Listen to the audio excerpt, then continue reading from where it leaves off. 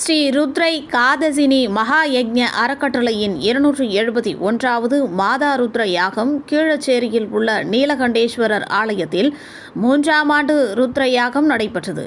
திருவள்ளூர் மாவட்டம் கடம்பத்தூர் ஒன்றியம் மப்பேடு அடுத்த கீழச்சேரி கிராமத்தில் சுமார் 400 ஆண்டுகள் பழமை வாய்ந்த பூமியில் கண்டெடுத்த அருள்மிகு நீலாம்பிகை உடனுரை சுயம்பு ஸ்ரீ நீலகண்டேஸ்வரர் சுவாமி திருக்கோவிலில் 31/8/2024 சனிக்கிழமை காலை 8:30 மணி முதல் சுவாமிக்கு ஸ்ரீ ருத்ர ஜப ஹோமம், பால், தயிர், இளநீர், சந்தனம், பன்னீர், பஞ்சாமிர்தம், திருநீர், தங்க ஆபரணம் மற்றும் வாசனை திரவியங்களும் வண்ண மலர்களாலும் அபிஷேகம், பூஜைகளும் நடைபெற்றது.